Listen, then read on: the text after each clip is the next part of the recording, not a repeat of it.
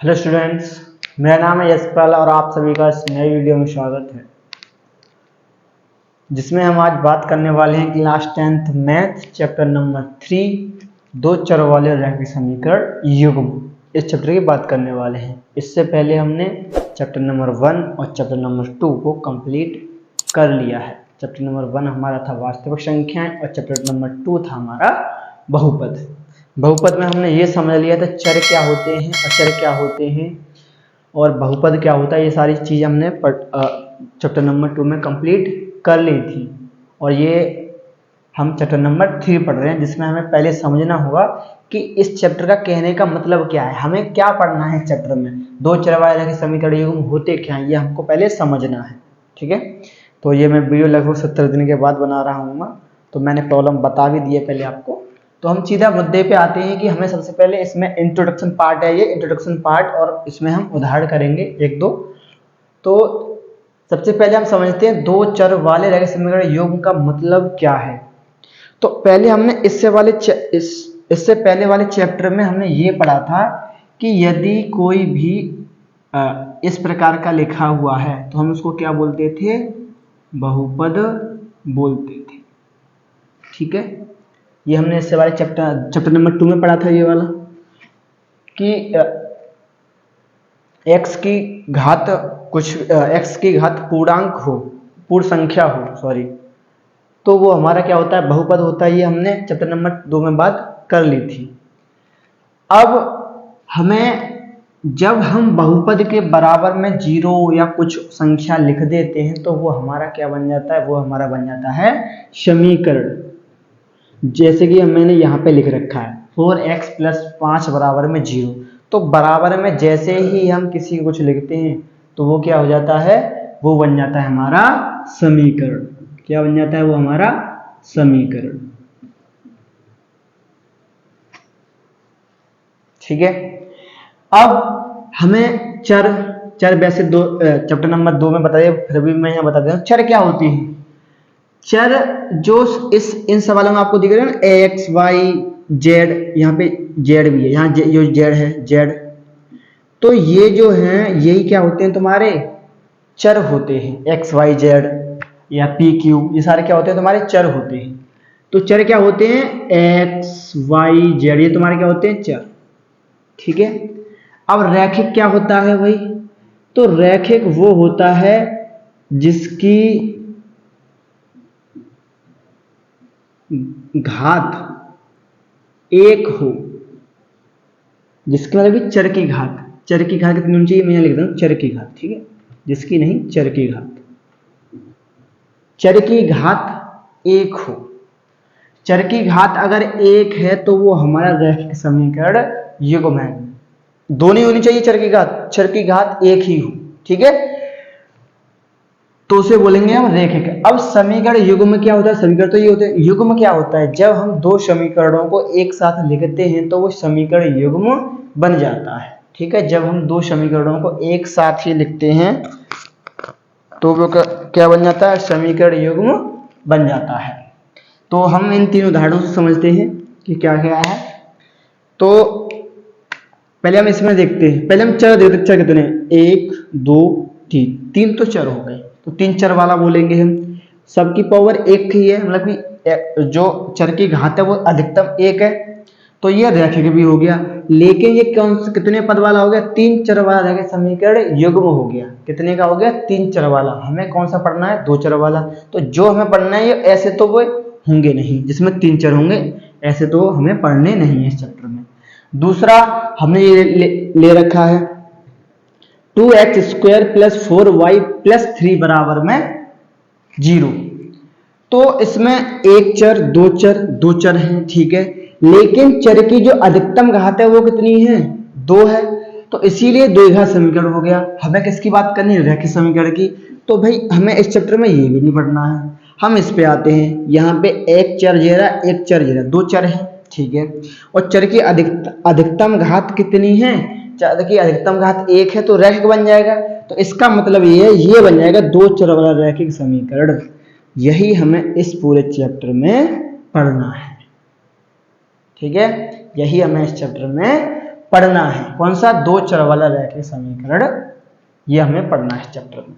तो दो चर वाला रैखिक समीकरण युग्म के जो हल करने की विधियां हैं वो पहले 4 थी, इस साल 3 हैं।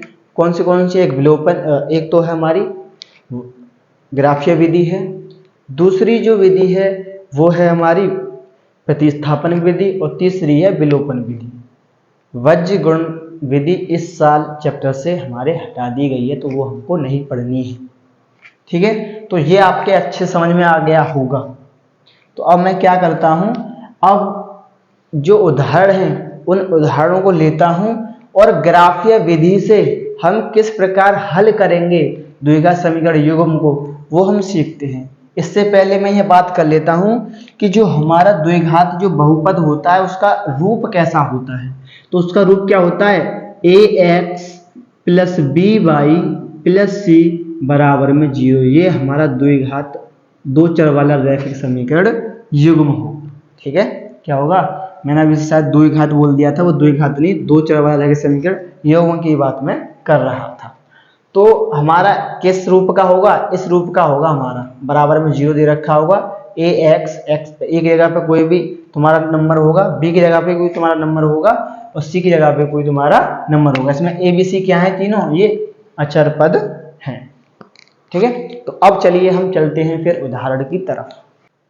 चलिए, तो अब हम दो चर वाला रैखिक समीकरण युग्मों को ग्राफीय विधि से हल करना सीखते हैं, जिसमें हमें इस समीकरण के दो मान निकालने हैं, 2 पॉइंट निकालने हैं, और इस समीकरण के भी हमें 2 पॉइंट निकालने हैं।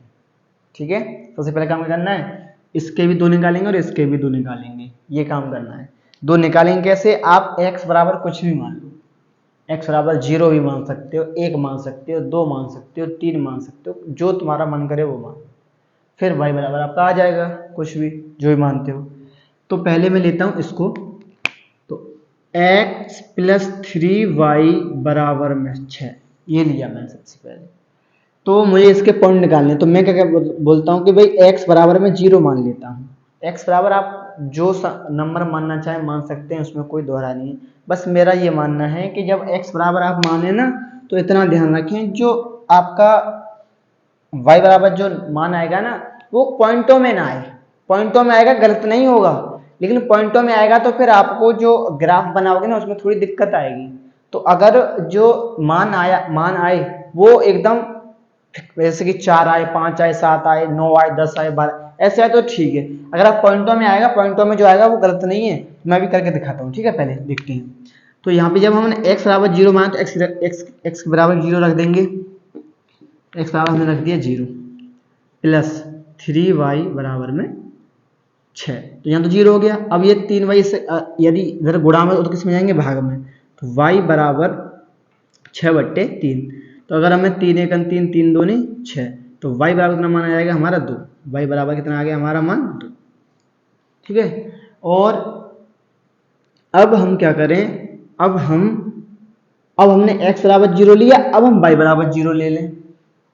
ठीक है, अब x की जगह पे 2 ले लो, लेकिन जैसे मैं यहाँ पे करता हूँ, x बराबर मैंने 2 लिया। ठीक है, x मैं क्या बोलता हूँ भाई, x बराबर 2 लेते हैं। तो x की जगह पे हमें 2 रखना है, 2 प्लस 3y बराबर में 6। तो ये 2 उधर चले जाएंगे ना, 3y इधर प्लस के हैं, यदि हम इधर लाएंगे तो किसके आ जाएंगे? ये माइनस के। तो माइनस 3y बराबर में बचेंगे 4। अब y का जो मान आया वो कितना है? 4/3 आएगा, क्योंकि गुणा में इधर आ जाएगा। तो ये मान भी ठीक निकला है इसका, ये मान गलत नहीं है। लेकिन जब आप इसे ग्राफ पे बनाओगे ना, थोड़ी दिक्कत आपको आएगी। इसीलिए जब भी आप थोड़ा सा दिमाग लगा के रखें, x का या y का मान जो भी रखना हो आपको, थोड़ा सा दिमाग लगा के रखें कि यदि इस प्रकार रखें कि बस इस टाइप में आपका मान ना आए, पूरा नंबर आना चाहिए, पूर्ण संख्या हो पूरी, कहने का मतलब ये है। ठीक है, तो थोड़ा सा ये ध्यान रखना, जो अभी निकला है वो भी गलत नहीं है। लेकिन मैं क्या कह रहा हूं कि भाई आपका जो मान निकले ना पूर्ण संख्या में निकलेगा तो बेटर रहेगा, पॉइंटों में नहीं आए तो बहुत बेटर रहेगा। तो इसीलिए मैं क्या कहता हूँ भाई, y बराबर 0 मान लेता हूँ। जैसे ही मैंने y बराबर 0 माना तो यहाँ पे x है प्लस 3 तो है, और y की जगह क्या माना मैंने 0, तो 0 रख लेंगे, बराबर में 6 x, ये कितना हो जाएगा 0 बराबर में 6, x बराबर कितना आ जाएगा 6। तो हमारे पास 2 पॉइंट आ गए। कौन से आ गए हमारे पास 2 पॉइंट? एक पॉइंट आ गया हमारे पास कि भाई यहाँ हम रख लेते हैं यहाँ पे, जब हमने x बराबर 0 रखा तो y बराबर हमको क्या मिल गया? y बराबर हमको मिल गया कितना मिला? 2। और एक और पॉइंट जब हमने रखा, इसको हम ऐसे कर ले रहे हैं, ऐसे बना ले रहे हैं, और जब हमने y बराबर 0 रखा तो हमें x बराबर कितना मिला? 6। ये हमारा पहला समीकरण के 2 पॉइंट आ गए। अब हमें इस वाले समीकरण करने हैं, इस वाले समीकरण करते हैं। तो हम x की जगह पे 0 मान लेते हैं। देखो 0 मानेंगे तो ये 0 हो जाएगा पार्ट, और 3 से 12 कट जाएंगे पूरे पूरे। तो हम क्या करते हैं भाई, x बराबर पहले हम लिख लेते हैं 2x माइनस 3y बराबर में 12। तो x बराबर क्या मान लेते हैं हम? 0। x बराबर 0 मानेंगे तो 2 और x की जगह पर 0 माइनस 3y बराबर में 12। तो ये तो 0 हो जाएगा, माइनस 3y 12, ये इधर ले जाएंगे 3 माइनस के हैं, तो ये 12 बट्टे माइनस के 3। माइनस हमेशा हर में नहीं होता, ये माइनस हमेशा कहाँ रहता है? ऊपर। तो इसको आप वहाँ पहुँचा दो, ऊपर पहुँचा दो, ठीक है। तो यहाँ हम कर ले रहे हैं सीधा सीधा, 3 एकन 3 और 3 चौक 12। तो y का मान कितना आ गया? सीधा सीधा माइनस के 4। तो ये आ गया। अब हम क्या करते हैं, अब हम y बराबर कुछ रख लेते हैं। तो जैसे मैं बोलूँ कि भाई y बराबर मैं रख लूँ एक मान रखूंगा तो ये 3 हो जाएंगे, और 3 अगर मैं इधर घटाऊंगा, इधर ये जुड़ जाएंगे, 15 हो जाएंगे। 15 के 2 से कटते हैं नहीं, तो मैं y का मान 1 ना रख के 0 रख लूँ, तो 0 रखूंगा तो बेटर रहेगा, ठीक है। तो y का मान मैं क्या रखता हूँ? 0। जैसे मैं y का मान 0 रखता हूँ तो 2x माइनस 3 और y बराबर में 0 का 0 बराबर में 12। तो 2x और ये हो जाएगा आपका 0 माइनस 0 बराबर में तो यहाँ पे क्या बचेगा? 2x बराबर में 12। तो अगर मैं यहाँ पे गुणा में, उधर जाएगा किस में जाएगा? भाग में, 12 बट्टे 2, 2 से काटेंगे तो आ जाएगा 6। तो x बराबर कितना आ जाएगा आपका? 6। x बराबर आ गया आपका 6। तो यहाँ भी आपको 2 पॉइंट मिल गए। कौन से पॉइंट मिले हैं? तो मैं इसका बना देता हूँ यहाँ पे, यहाँ बना देता हूँ इसका, ठीक है। तो यहाँ पे हमें 2 पॉइंट मिले, x और y लिख लेते हैं। जब हमने x बराबर 0 लिया तो y बराबर हमें कितना आया? माइनस के 4। और जब हमने y बराबर 0 रखा तो x बराबर कितना आया हमारा? 6, ठीक है। अब हमें करना क्या है? हमें अब ग्राफ बनाना है। यहाँ पे छोटा सा हम ग्राफ बना देता हूँ, छोटा सा, ज़्यादा बड़ा नहीं। 1 3 4 5 6 6 की जरूरत पड़ेगी ना, 7 कर ले रहे हैं। 1 2 3 4 5 6 7, 1 2 3 4 5 6 7, 1 2 3 4 5 6 7। आप ग्राफ पेपर पे बनाएंगे तो बहुत सही बनेगा, मैं ऐसे ही बना रहा हूँ, तो आप ग्राफ पेपर पे बेस्ट बनता है, ठीक है। तो इस वाली हम रेखा को बोलते हैं x और इस वाली को बोलते हैं हम y, ठीक है। ये ध्यान रखना है आपको, इस वाली को हम x और इस वाली को y। तो इधर की साइड के प्लस के होते हैं सारे, इधर की साइड माइनस के होते हैं, 6 और माइनस के 7। यहां भी माइनस के ही होते हैं, और ये आपके प्लस के होते हैं, +2 3 4 5 6 7, ठीक है। तो अब हम करने क्या है? अब हमें पॉइंट रखने हैं। पहला पॉइंट क्या था हमारा? पहले हम ये वाला लेते हैं, x बराबर 0 ये हो गया, ठीक है जी, और y बराबर 2। तो x की जगह पर 0 रखा, लेकिन y बराबर, तो ये वाला पॉइंट बन जाएगा ना। इसी पॉइंट को बोलेंगे हम 0 और 2। पहले एक हमेशा ध्यान रखें, पहले हम x का मान x लिखते हैं यहाँ पे, उसके बाद हम लिखते हैं y, ठीक है। ये ध्यान रखें, पहले क्या लिखते हैं हम? x लिखते हैं, उसके बाद हम y लिखते हैं। अब x बराबर 6, x बराबर 6 कहाँ पर है हमारा? ये है। और y बराबर 0, तो y बराबर 0 इसी चीज में पड़ेगा, तो ये वाला जो पॉइंट होगा वो क्या होगा? 6 और 0 का, 6 और 0 का पॉइंट हो गया, ठीक है। तो इन दोनों को आपस में आप मिला दो ऐसे करके, आप ग्राफ पेपर से बनाएंगे तो ऐसे। अब ये किस समीकरण की जो रेखा बनी है वो किस समीकरण की बनी है, वो बनी है हमारी किसकी, तो यहाँ पे समीकरण लिख दो x + 3y = 6, ये लिख दो। अब हम आते हैं इस वाले पे, तो इसमें x = 0 तो ये रहा हमारा, और y = -4 तो ये है, ये वाला पॉइंट बनेगा, x = 0 यहाँ हो जाएगा और -y = 4 यहाँ जाएंगे, तो 0 और -4 यहाँ पे पॉइंट बनेगा एक, तो ये दूसरा क्या बनेगा, x = 6 ये रहा, और y = 0 तो y = 0 हमारा ये रहा। ठीक है, हमने इस बार देखो ये एक मिस्टेक कर दी हमने थोड़ी सी, यहाँ पे हम देखो यहाँ पे x = 0 तो ये रहा, और y के जो -4 आएंगे वो ये वाला पॉइंट बन जाएगा। ठीक है, तो ये वाला पॉइंट ये दो बनेगा, वो क्या बनेगा, ये बनेगा आपका पॉइंट, ये बनेगा 0 और -4 ये वाला। ठीक है, ये हमने x का ही ले लिया था पहले, ये गड़बड़ हो गई थी और कुछ नहीं। अब हम इस पे आते हैं, y = 0 तो ये वाला ही पॉइंट रहेगा, और x = 6 तो भाई ये वाला पॉइंट कहाँ पहुंच जाएगा, यहाँ पहुंच जाएगा ना, ये, और ये वाला पॉइंट क्या बन जाएगा आपका, ये वाला पॉइंट बनेगा 6 और 0। अब इस लाइन को आप इससे मिला दो, ये काटी हुई जा रही है। ठीक है, ये हमारे किस समीकरण से आई, ये आई हमारे समीकरण 2x - 3y = 12। आपने क्लास 9 तक बहुत किए होंगे, आपको प्रैक्टिस ही बहुत अच्छी होगी। तो अब इसका आंसर कैसे निकलेगा, ये हमने कर लिया, इतना ही करना होता है, इसके बाद हमारा आंसर आ जाता है। तो जब हम ग्राफ बनाते हैं और ग्राफ के जिस बिंदु पर हमारी रेखाएं एक दूसरे को काटती हैं वही हमारे सवाल का आंसर होता है। ठीक है, वही क्या होता है, हमारे सवाल का आंसर होता है।